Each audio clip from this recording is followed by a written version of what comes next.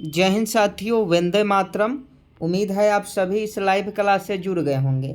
अगर आप बिहार पुलिस, बिहार दरोगा, बिहार एसएससी या आप एसएससी की तैयारी करते हैं तो आप सभी के लिए यह लूसेंट का क्लास बहुत ही महत्वपूर्ण है, क्योंकि आप सभी जानते हैं डेली शाम को 6 बजे हम लोग लूसेंट बुक से क्लास करते हैं। लूसेंट ऑब्जेक्टिव जो बुक है उसी से सभी क्वेश्चन लाया गया है। तो आप किसी भी कॉम्पिटिटिव एग्जाम की तैयारी करें, आपके लिए बहुत ही महत्वपूर्ण है। देखिए, पहला क्वेश्चन है कि सूरत में अंग्रेजों को फैक्ट्री खोलने की आज्ञा देने के लिए फरमान जारी करने वाला पहला मुगल सम्राट कौन था।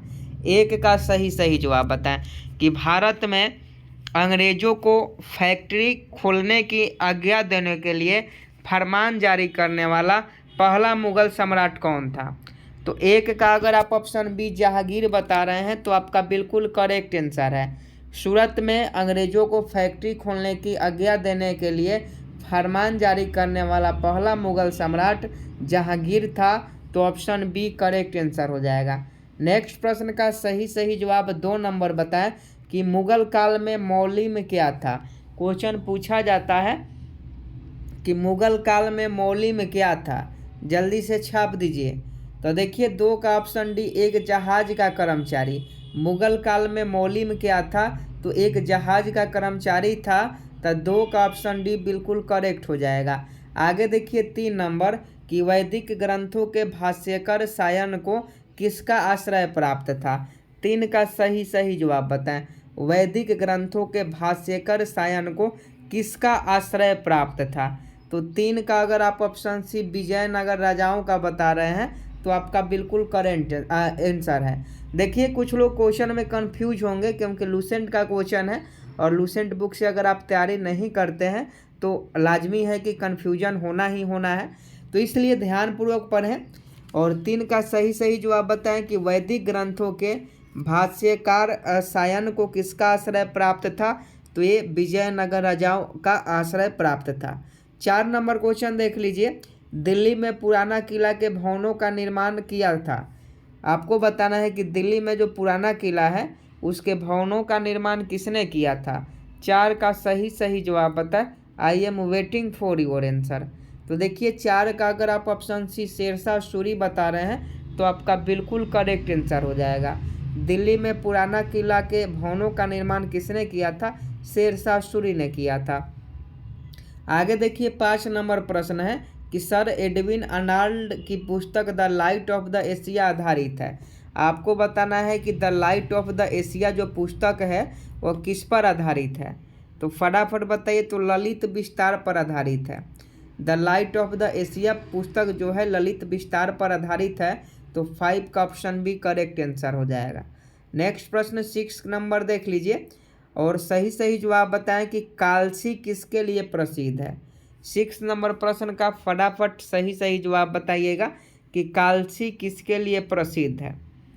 तो ये आपका अशोक के शिलालेख के कारण कालसी जो है प्रसिद्ध है। 6 का अगर आप ऑप्शन सी बता रहे हैं तो आपका बिल्कुल राइट आंसर है। कालसी किसके लिए प्रसिद्ध है, तो अशोक के शिलालेख के कारण कालसी प्रसिद्ध है। आगे देखिए 7 नंबर क्वेश्चन कि बिंदुसार के शासनकाल में कहाँ पर विद्रोह हुआ था। 7 का सही जवाब बताएं कि बिंदुसार के शासनकाल में कहाँ पर विद्रोह हुआ था। तो 7 का अगर आप ऑप्शन सी तक्षशिला बता रहे हैं तो आपका बिल्कुल करेक्ट आंसर है। तक्षशिला आपका बिल्कुल राइट आंसर हो जाएगा। बिंदुसार के शासनकाल में कहाँ पर विद्रोह हुआ था, तो तक्षशिला में विद्रोह हुआ था। आगे देखिए अगला प्रश्न 8 नंबर कि यूनानी लेखक जस्टिन द्वारा किसे सेंड्रोकोटस कहा गया है। 8 नंबर प्रश्न का सही जवाब बताएं कि यूनानी लेखक जस्टिन द्वारा किसे सेंड्रोकोटस कहा गया है। तो 8 का अगर आप ऑप्शन ए बता रहे हैं चंद्रगुप्त मौर्य तो आपका बिल्कुल राइट आंसर हो जाएगा।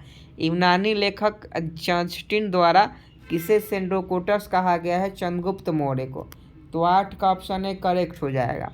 नेक्स्ट प्रश्न का सही जवाब बताएं 9 नंबर कि 1757 में प्लासी के युद्ध में सिराजुद्दौला के साथ किसने विश्वघात किया था।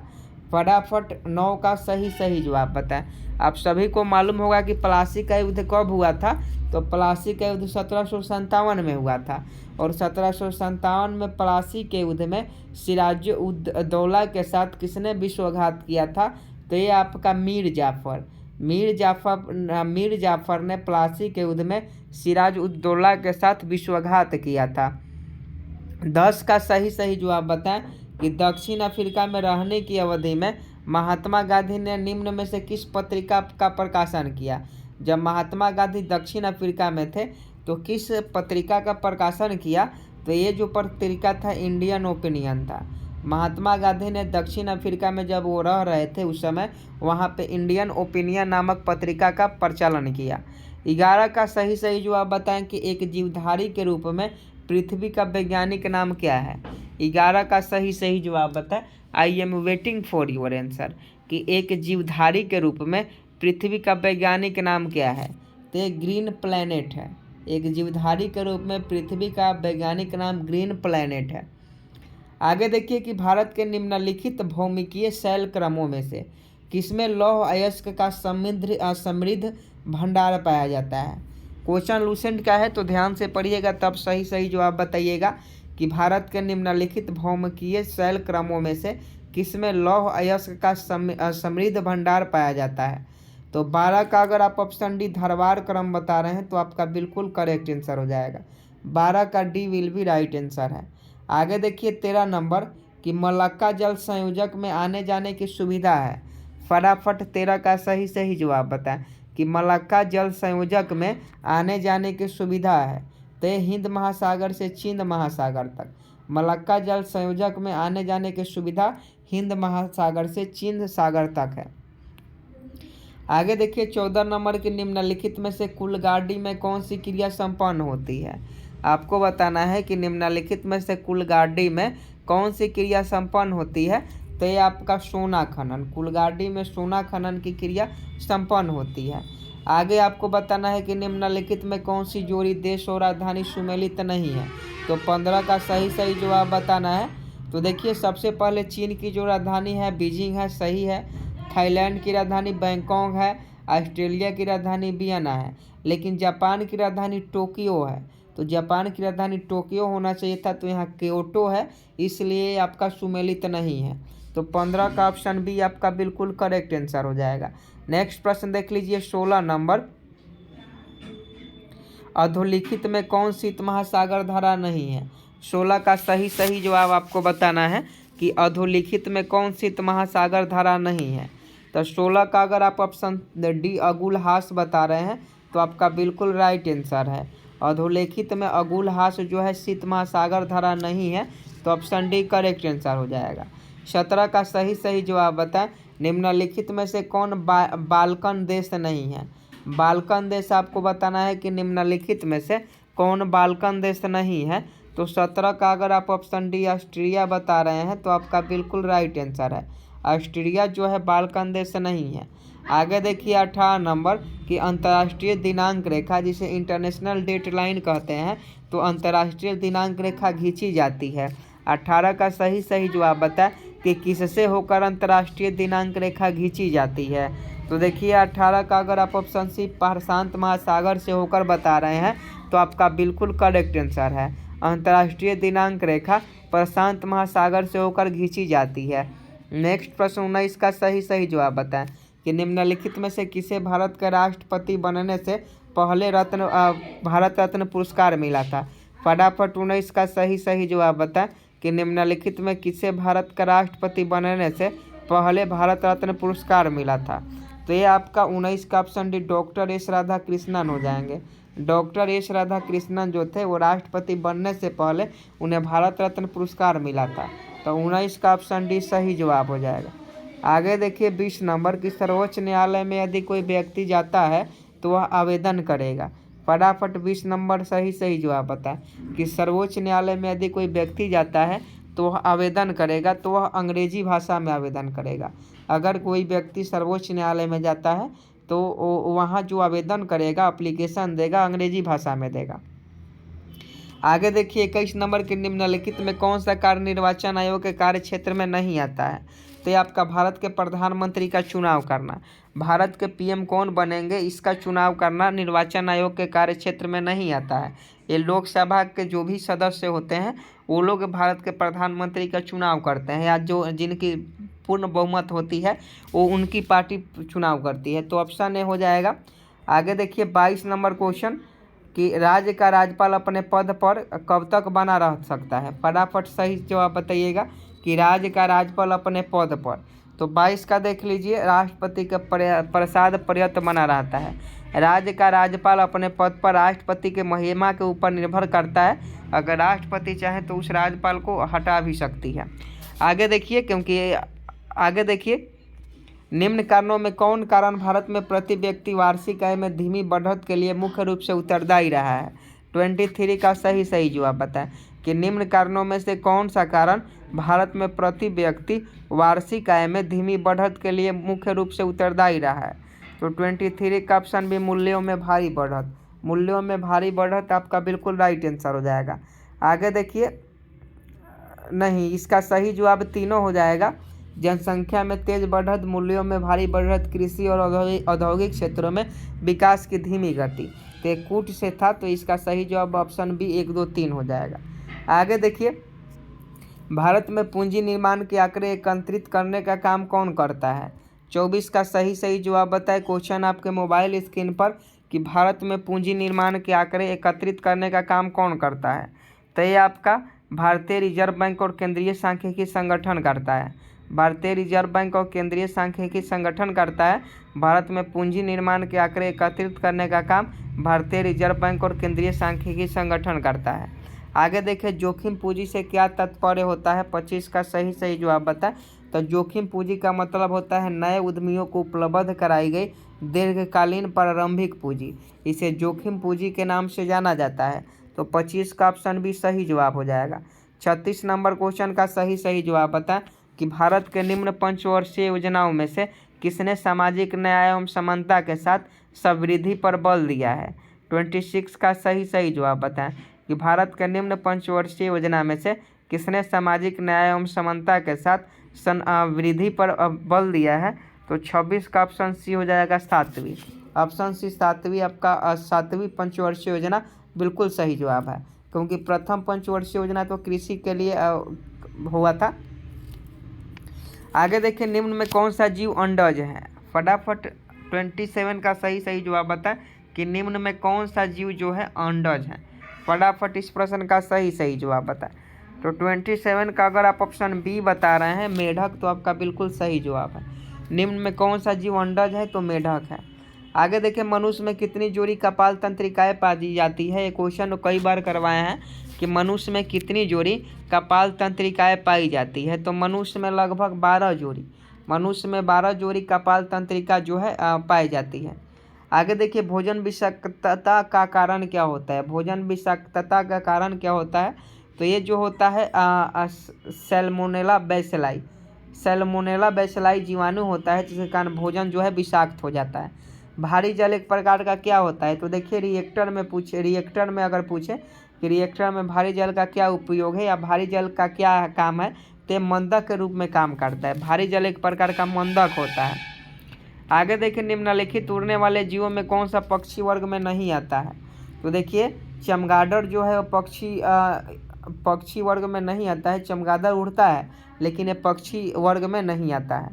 ट्रैकोमा रोग की संघ से संबंधित है। 32 का सही जवाब बताएं कि ट्रैकोमा रोग की संघ से संबंधित है। तो ये आपका आँख से संबंधित है। ट्रैकोमा रोग किससे संबंधित है, आँख से।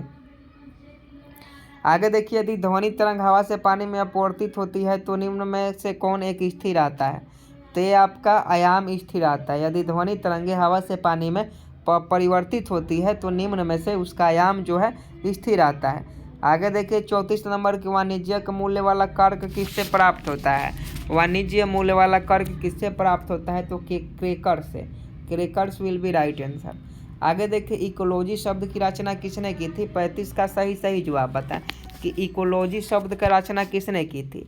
तो इकोलॉजी शब्द की रचना अर्नेस्ट हेक्ले ने की थी। क्वेश्चन पूछे कि इकोलॉजी शब्द की रचना किसने की थी, तो अर्नेस्ट हेक्ल ने किया था। आगे देखिए, निम्न में कौन सा भारत में निवर्णीकरण का प्रभाव नहीं है, तो 36 का ऑप्शन सी हो जाएगा। 36 का ऑप्शन सी आपका बिल्कुल सही जवाब है। ये जो है नगरीकरण जो है निर्वनीकरण का प्रभाव नहीं है। आगे सुमेलित नहीं है आपको बताना है, तो सबसे पहले सुमेलित है उसको छाट लेंगे। तो देखिए, सिमलीपाल उड़ीसा से संबंधित है, नोकरेक मेघालय से, अगस्त्यामालाई केरल से, लेकिन कंचनजंगा हिमाचल प्रदेश से संबंधित नहीं है। तो ये आपका बिल्कुल सही है। आगे देखिए, विश्व का सबसे बड़ा वनस्पतिक उद्यान कहाँ स्थित है, तो विश्व का सबसे बड़ा वनस्पतिक उद्यान क्यू इंग्लैंड में है। क्यू में विश्व का सबसे बड़ा वनस्पतिक उद्यान है, यानी इंग्लैंड में है। आगे देखिए, विश्व का प्रथम पूर्ण रूप से सौर ऊर्जा से संचालित अंतर्राष्ट्रीय हवाई पतन कौन सा है। 39 का सही जवाब बता कि विश्व का प्रथम पूर्ण रूप से सौर ऊर्जा से संचालित अंतर्राष्ट्रीय हवाई पतन कौन सा है। तो 39 का देख लीजिए, अगर आप ऑप्शन बी कोची बता रहे हैं तो आपका बिल्कुल करेक्ट है। आगे देखिए, 40 नंबर की, वाहनों में पेट्रोल के जलने से कौन सी धातु वायु को प्रदूषित करती है। 40 का सही जवाब कि वाहनों में पेट्रोल के जलने से कौन सी धातु वायु को प्रदूषित करती है, तो ये आपका लेड होता है। आगे देखिए, किस देश ने ऑपरेशन लीजेंड लॉन्च किया है, तो ये आपका अमेरिका देश ने ऑपरेशन लीजेंड लॉन्च किया है। आगे देखिए, किस राज्य ने एक मास्क अनेक जिंदगी नामक जागरूकता अभियान प्रारंभ करने की घोषणा की है, तो ये आपका मध्य प्रदेश। आगे देख लीजिए, निम्न में से किसने सुगना फूड्स के साथ $15 मिलियन का ऋण समझौता किया है। निम्न में से किसने सुगना फूड्स के साथ 15 मिलियन डॉलर जो है ऋण का समझौता किया है, तो एशियाई विकास बैंक एडीबी, जिसका मुख्यालय मनीला में है। आगे देखिए, अली खान आईपीएल खेलने वाले किस देश के पहले खिलाड़ी बने हैं, तो ये आपका अमेरिका के। आगे देखिए, किसके प्रसिद्ध आचरण नियम हिप्पोक्रेटस द्वारा बनाया गया। किसके प्रसिद्ध आचरण नियम हिप्पोक्रेटस के द्वारा बनाया गया, तो ये आपका डॉक्टरों के प्रसिद्ध आचरण नियम हिप्पोक्रेटस के द्वारा बनाया गया। आगे देखिए, 47 नंबर क्वेश्चन 47 नंबर क्वेश्चन कि कौन एक प्रसिद्ध हास्य कवि थे जो काका हाथरसी नाम से अधिक जाने जाते थे। फटाफट सही जवाब बताए, कौन एक प्रसिद्ध हास्य कवि थे जो काका हाथरसी के नाम से अधिक जाने जाते थे, तो ये प्रभुदयाल गर्ग थे। प्रभुदयाल गर्ग आपका बिल्कुल राइट आंसर हो जाएगा। अलेपी बंदरगाह किस राज्य में है, तो अलेपी बंदरगाह जो है केरल राज्य में है। निम्न में कौन सा मिलान गलत है, 49 का सही जवाब बता, तो ये आपका फ्रांसीसी क्रांति 1789 में, ये बिल्कुल सही है। चीनी क्रांति 1911 में, भी सही है। रूसी क्रांति 1917 में, ये भी सही है। तो ये ऑप्शन डी बिल्कुल इनमें से कोई नहीं। सेमांग जनजाति कहाँ पाई जाती है, ये आज का लास्ट प्रश्न है। लूसेंट क्लास का आज का लास्ट प्रश्न है। अभी तक हम लोगों ने 50 क्वेश्चन किया, 50वां क्वेश्चन का सही आंसर आपको होमवर्क में करके आना है। और लूसेंट क्लास पाना चाहते हैं तो आप चैनल को सब्सक्राइब कर बेल आइकन को प्रेस जरूर कर लीजिएगा, और डेली शाम को 6 बजे हमारे साथ जुड़िए। हमारा यह छोटा सा प्रयास आपको कैसा लगा, मोटिवेट हमें जरूर कीजिए, सपोर्ट कीजिए। जय हिंद, जय